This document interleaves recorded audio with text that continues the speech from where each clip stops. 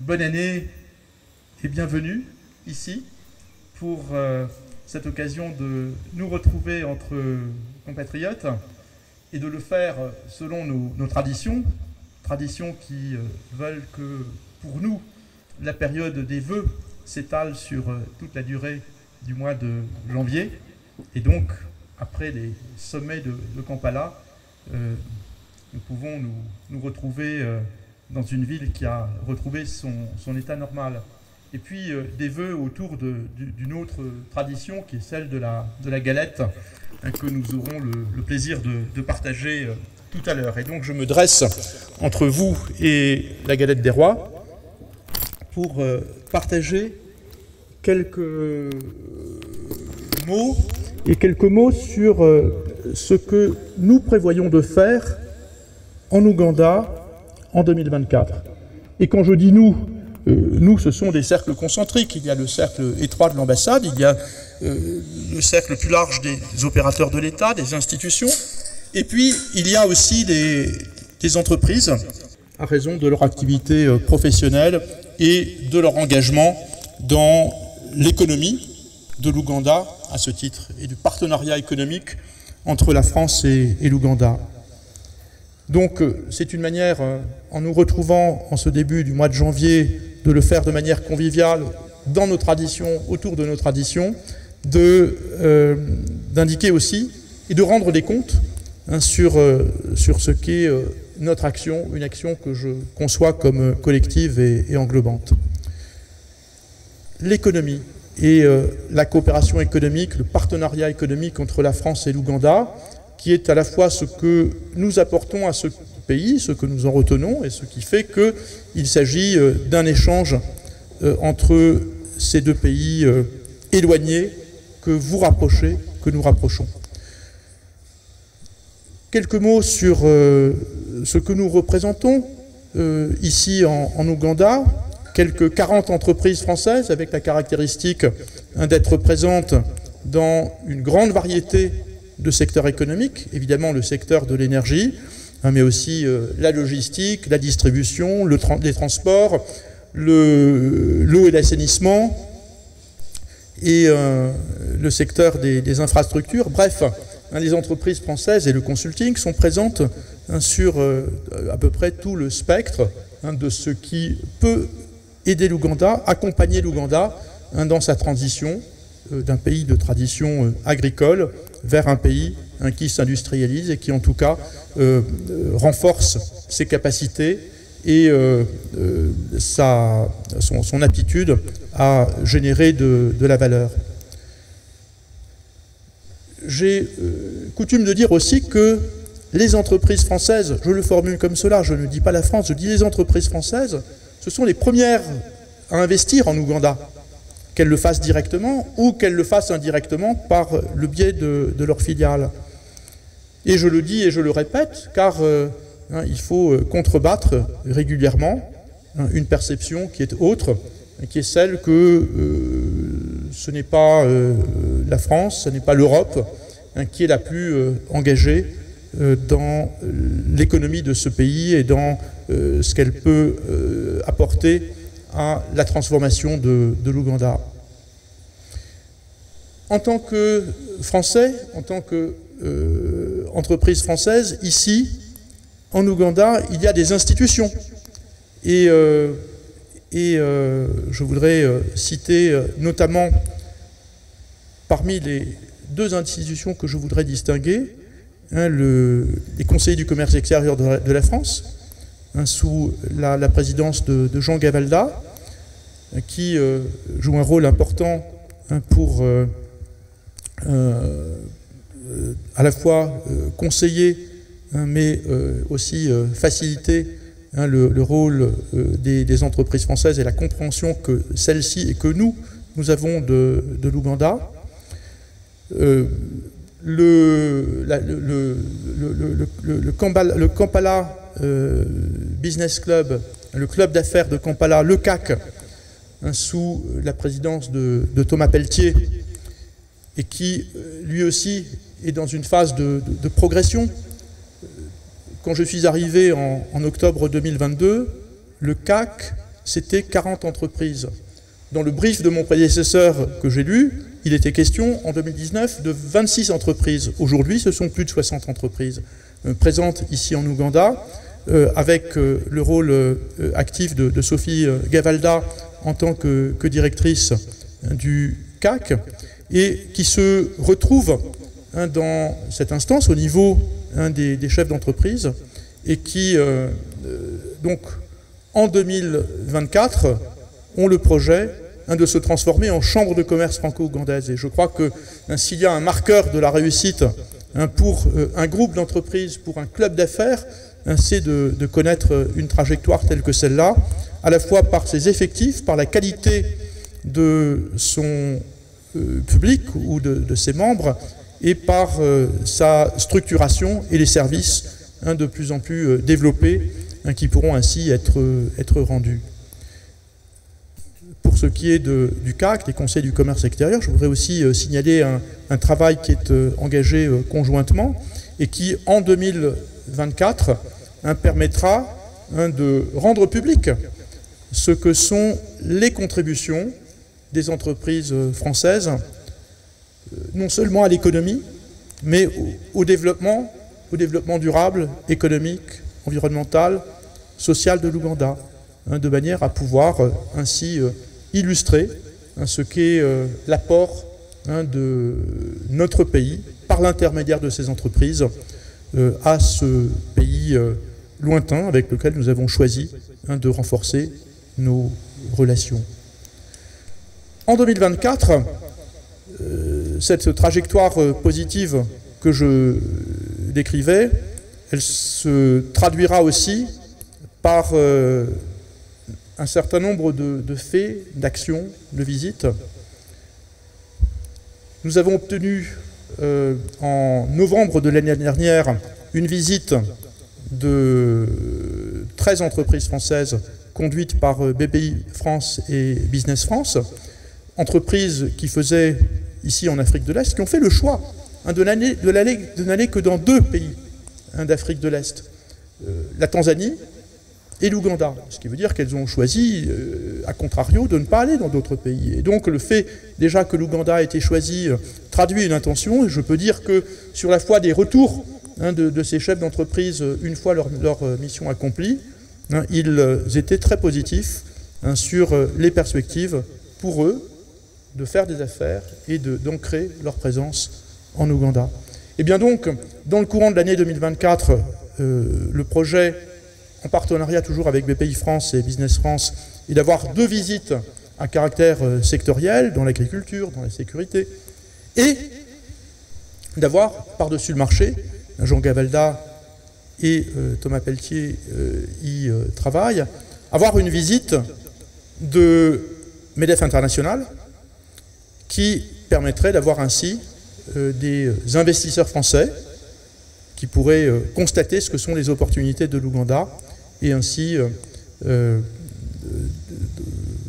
faire de notre pays un investisseur encore plus actif dans ce pays. Donc les perspectives sont encourageantes et les tendances sont positives.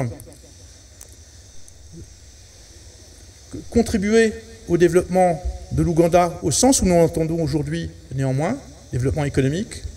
social, environnemental, c'est aussi le rôle du groupe AFD, de l'Agence française de développement, telle qu'elle s'incarne par l'agence elle-même et par ses filiales, en particulier Proparco, qui prête au secteur privé. On a tendance, là aussi, en tout cas nos partenaires et peut-être parfois nous-mêmes, à sous-estimer ce que représente le groupe AFD en Ouganda. Je voudrais rappeler que l'AFD en Ouganda, c'est le groupe AFD, c'est 1,2 milliard, 1,2 milliard d'euros de projets actifs en cours. C'est ça l'étendue du portefeuille. 800 millions pour l'AFD,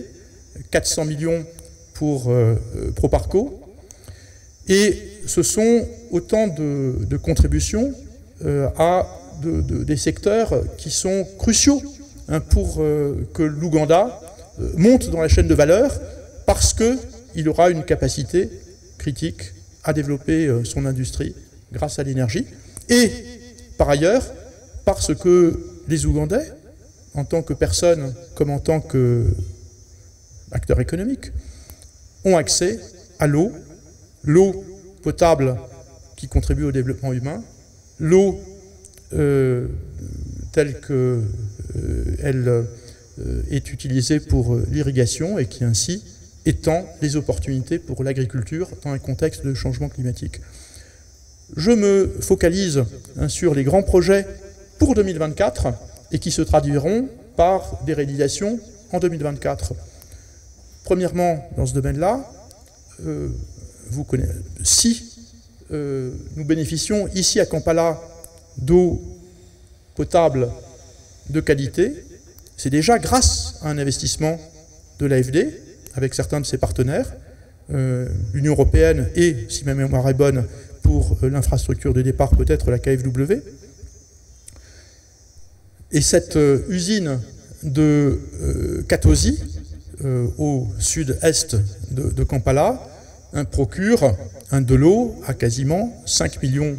d'habitants du Grand Kampala. Eh bien, en 2024, grâce à une contribution principalement de l'AFD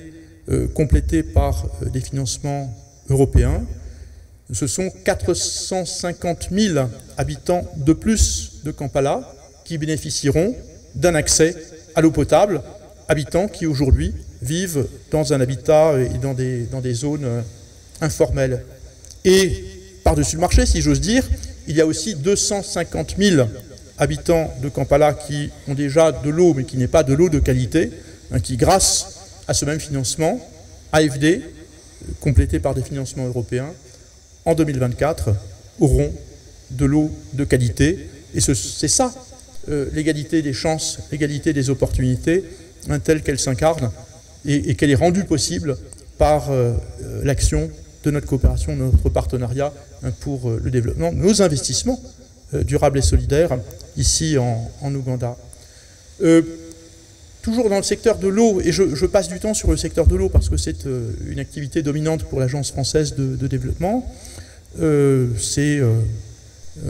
480 et quelques millions d'euros dans ce portefeuille de 800 millions d'euros.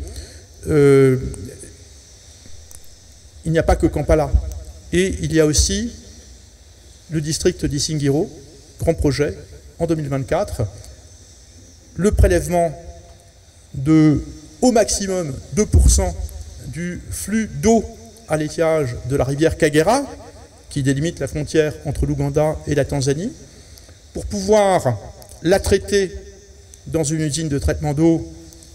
réalisée, construite par l'entreprise française Sogea Satom, et avec des conduites d'eau qui iront jusqu'à Mbarara. Donc en 2024, entre l'été et l'automne, l'usine construite par Sogea Satom sur financement de l'AFD, 73 millions d'euros de prêts très concessionnels, 2 millions de dons complétés par 10 millions de subventions européennes. Cette usine, elle sera en place. Et dans moins de 2 ans, eh bien, ce sont les 350 000 habitants du district d'Isingiro qui auront accès à l'eau potable. Et lorsque le projet aboutira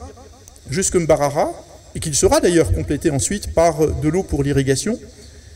eh bien, ce sont 1 million d'Ougandais qui bénéficieront de cette transformation. L'AFD, c'est aussi l'énergie. Et maintenant, aux réalisations les plus significatives pour 2024, eh bien là, le travail, sous la direction de Marc Trouillet, directeur de l'agence d'Ouganda, de l'agence française de développement, eh bien, c'est la réfection du barrage de Kira-Nalubale, celui que vous voyez sur le Nil Victoria lorsque vous arrivez à Jinja, qui sera en marche avec, dans ce domaine-là, une capacité de production de ce barrage qui sera portée à son maximum de 380 mégawatts, quand la production totale d'énergie de l'Ouganda aujourd'hui est de 900 mégawatts. ce qui traduit donc pour ce barrage le fait qu'il représentera plus du tiers de la production hydroélectrique et électrique tout court d'ailleurs de l'Ouganda, puisque 90% de l'électricité de l'Ouganda vient de l'électricité. Et donc, du point de vue de l'impact, il me paraît important de partager cette réalisation et le moment venu d'ailleurs de le faire savoir, de le mettre en valeur et de le faire apparaître aux yeux des Ougandais quand, si souvent, eh bien, nous pourrions, à tort, apparaître beaucoup trop discrets. Eh bien, cela mérite, au contraire, d'être dit et souligné. En même temps que cela se fait dans un vrai esprit de partenariat et de partenariat avec les Ougandais. En plus de l'économie, parmi les priorités, et c'est le deuxième point sur lequel je voudrais mettre l'accent, il y a la jeunesse. Et c'est là aussi au cœur de notre action en Ouganda. La jeunesse à éduquer ou à former, et la jeunesse à laquelle il faut offrir des opportunités. Former la jeunesse, c'est d'abord le rôle de l'École française internationale de Kampala, qui constitue pour nous, sous la direction talentueuse de Christophe Rocher, une fantastique opportunité de rayonner, de mettre en valeur ce qu'est l'offre éducative de la France. Nous avons la semaine dernière avec Christophe Rocher, avec Philippe Grouex, directeur général de Total Énergie, et avec le représentant de l'Agence pour l'enseignement du français à l'étranger, inauguré les nouveaux locaux de l'école française, qui sont impressionnants, je voulais dire. Moi, j'ai été bluffé par cette réalisation et je trouve que ça met l'école française internationale de Kampala dans la catégorie des plus hautes écoles internationales et de la place. Ce sont 280 élèves aujourd'hui, et puis avec, pour 2024, un projet de poursuite de l'investissement, de poursuite également de l'expansion, puisque ça permet de renforcer ainsi les capacités d'accueil de l'école. Et c'est une manifestation de la France qui se déploie ici en Ouganda et qui se fait connaître. Et je sais, Christophe Rocher, ce que sont vos efforts pour mieux faire connaître l'École française internationale de Kampala. Le deuxième pilier, c'est l'Alliance française de Kampala, sous la direction d'Éric Touzé, laquelle a également, pour 2024, des projets d'investissement pour, dans ces locaux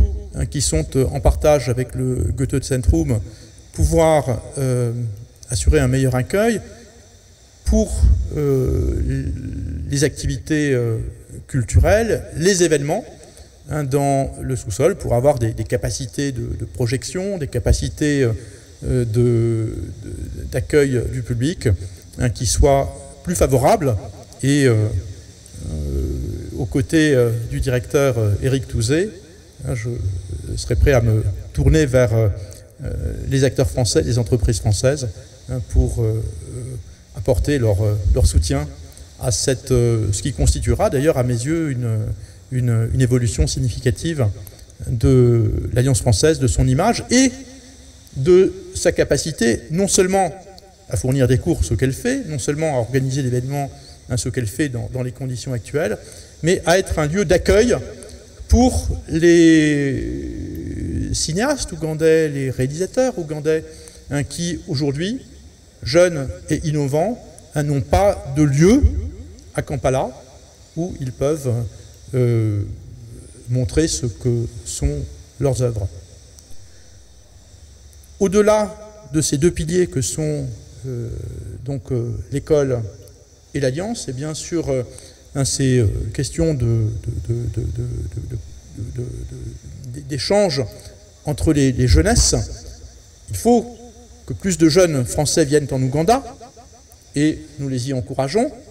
dans l'esprit de volontariat et sous le statut de volontariat qui existe. Il faut aussi que plus d'Ougandais aient la possibilité de partir en France. Et donc, là aussi, dans le courant de l'année 2024,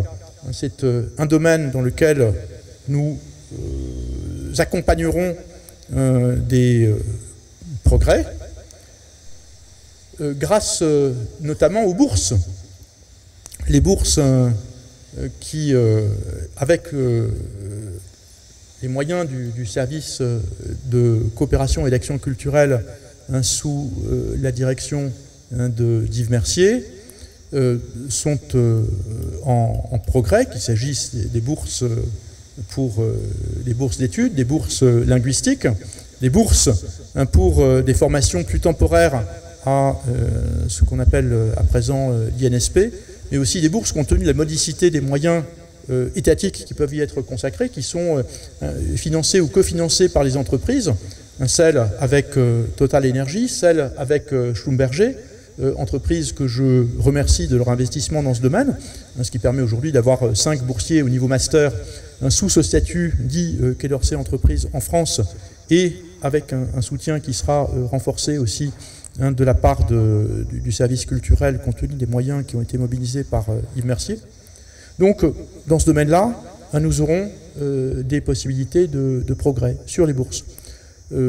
Quand bien même, évidemment, l'échelle reste, on va dire, moyenne, pour ne pas dire modeste, mais en progrès, c'est la tendance qui importe. Pour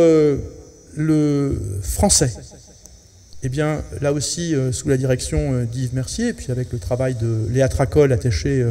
de coopération pour le français, il y a davantage de ressources qui seront mobilisées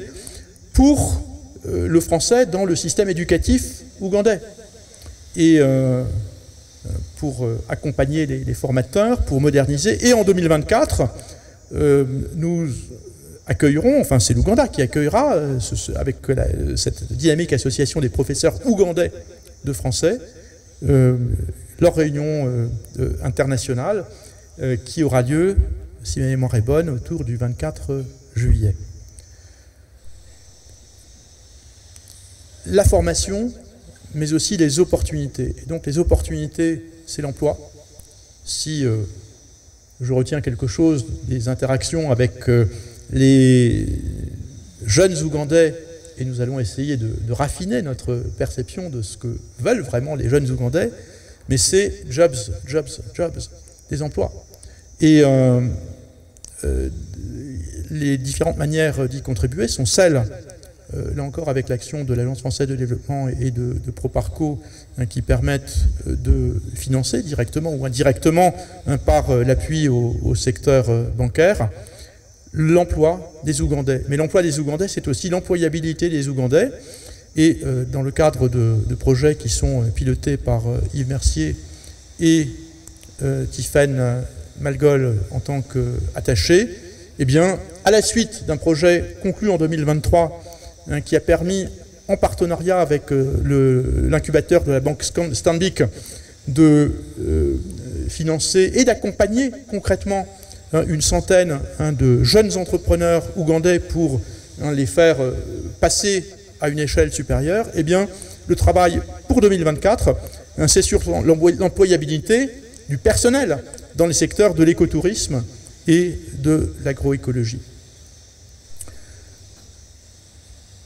Les sujets seraient nombreux et je m'en tiens là pour ce qui est de cette priorité pour la jeunesse. Je voudrais évoquer comme troisième domaine de partenariat celui des valeurs. Les valeurs, c'est avec l'implication de Solène Gautreau comme attachée de coopération, la question du genre, de l'égalité homme-femme, avec des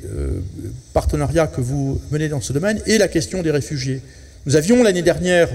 en décembre, le Forum mondial sur les réfugiés, où l'Ouganda et la France étaient co-sponsors, et donc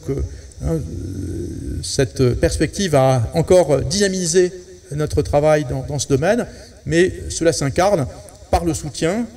On évoquait tout à l'heure le district d'Isingiro. Il y a là le grand camp de réfugiés de Naki Valley, avec notre soutien direct ou sous forme d'aide alimentaire, indirect par l'intermédiaire de financements fléchés vers le HCR en Ouganda, et diverses actions de cet ordre ailleurs dans le pays. Eh bien, nous poursuivrons cette année dans ce domaine. Le quatrième, dernier dans l'ordre, mais pas dans les priorités, sujet que je voudrais aborder, c'est vous, directement, en tant que Français vivant ici en Ouganda. Et il est évident qu'une ambassade comme la nôtre s'efforce de jouer tout son rôle d'appui à vos côtés. La première considération que je voudrais développer à ce titre, c'est la sécurité. Alors, la sécurité, c'est un secteur de coopération entre la France et l'Ouganda, avec, sous la conduite de l'attaché de défense, le lieutenant-colonel Yann Cholet, notre partenariat avec les UPDF, notamment pour la formation des troupes ougandaises au stade du prédéploiement avant qu'elles soient engagées dans l'opération de l'Union africaine en Somalie, où elles sont aux prises avec le groupe terroriste Al-Shabaab. La formation qui là aussi se traduit par la venue régulière de contingents français, de la division de montagne des UPDF, laquelle est engagée dans l'est du Congo, en Ituri et dans la partie nord de la province du Nord Kivu, contre le groupe ADF. Eh bien, nous sommes tous unis dans ce combat contre le terrorisme international, et nous le signifions par de telles coopérations, et avec le commandant Xavier Jeannot, qui est engagé directement auprès de l'état-major de Mbuya. Cette question de la sécurité, je l'évoquais sous l'angle du terrorisme et de la lutte contre le terrorisme, mais il y a le risque d'être victime du terrorisme. Je ne peux que réitérer l'importance, sous la conduite du consul Sandar Chanemugam, du respect des conseils qui sont donnés, qui sont certes, me direz-vous, des conseils, mais des conseils pressants, s'agissant en particulier, dans la période que nous connaissons, de ne pas aller dans les parcs de l'ouest de l'Ouganda, qui sont frontaliers avec la République démocratique du Congo, dans la mesure où les risques restent présents dans ces zones. Et ces conseils aux voyageurs, n'en déduisez pas ou ne croyez pas qu'ils sont rédigés à la légère. Ils le sont en ayant conscience aussi de ce que sont les pressions sur vous, les contraintes, etc. Mais ils sont donnés de manière extrêmement informée. Et donc, ils sont actualisés, ils seront actualisés en tant que de besoin. Donc, s'ils n'ont pas été actualisés, ce n'est pas la paresse d'un gestionnaire de site, c'est simplement le fait que l'appréciation de la menace reste celle aujourd'hui qui existait ou qui est apparue à l'automne l'année dernière. Donc soyez-y, je vous en prie, sincèrement et profondément attentifs. Il y a des moments plus réjouissants que ceux où on parle des risques liés au terrorisme, et le moment que je voudrais évoquer maintenant est celui de notre vie démocratique, avec les élections européennes le 9 juin. Et donc le 9 juin, vous aurez pour autant qu'avant le 3 mai, vous soyez inscrits sur les listes des Français auprès du consulat, le choix entre voter à l'urne ou voter par procuration. Et voter à l'urne, eh bien, cela veut dire que le dimanche 9 juin, de 8 h du matin à 18 h le soir ou en fin d'après-midi, vous pourrez accomplir votre devoir électoral ici. Ainsi, vous y avez, enfin ici, dans les locaux de l'ambassade Lumumba Avenue à Nakasero, donc l'opportunité d'accomplir votre devoir électoral. Pour aller encore au-delà dans la réjouissance, je voudrais rappeler la tenue des Jeux Olympiques en France cet été. Et donc, nous avons des coopérations avec l'Ouganda que nous ferons vivre dans le courant de l'année 2024 autour de l'olympisme, autour des disciplines, d'ailleurs olympiques nouvelles qui seront accueillis pour la première fois à l'occasion des Jeux de Paris. Donc il y aura des événements, je crois, qui se prévoient à l'Alliance française dans le courant de l'été, et notamment à la faveur de l'ouverture des Jeux Olympiques le 26 juillet. Les sujets que je pourrais aborder sont innombrables et donc de manière, j'espère, pas excessivement longue, ou en tout cas contrebalancée par l'information dispensée, je vais m'arrêter là, mais sans manquer auparavant à la responsabilité de réaffirmer ce qu'est notre entière disposition à l'ambassade à vous accompagner sur le plan économique, et notamment le Conseil économique Grégory Sidrac est investi sur ces questions, sur les questions de partenariats divers, et sur le plan consulaire au travers de Sandar Chaminé-Mungam, de Bastien Bodard, son adjoint. Un mot également pour Sheila Chaminé-Mungam, en tant que présidente de Kampala Accueil, et pour Kampala Accueil dans son ensemble, peut-être pour culminer dans ce que la communauté française a à offrir ici en Ouganda, non seulement aux nouveaux arrivants français, mais aux nouveaux arrivants francophones, et en faisant vivre ces différentes communautés par toutes ces activités et avec l'énergie, la vitalité que vous démontrez, que vous manifestez constamment dans l'exercice de vos responsabilités et du mandat de votre association. Avec d'autres à l'ambassade que je n'ai pas cités, avec la secrétaire générale chargée des questions administratives et financières, Christine Ferlet, avec mon assistante Sophie Da Silva, avec mon adjointe Janice Obrecht, ainsi que votre serviteur, eh bien, nous sommes toujours là, présents à vos côtés, et n'hésitez pas constamment à nous solliciter pour vous accompagner dans vos démarches et vos efforts, et pour être aussi avec vous dans un esprit d'équipe de France, qui est l'esprit qui nous anime. Vive la galette des rois, mais vive la République et vive la France.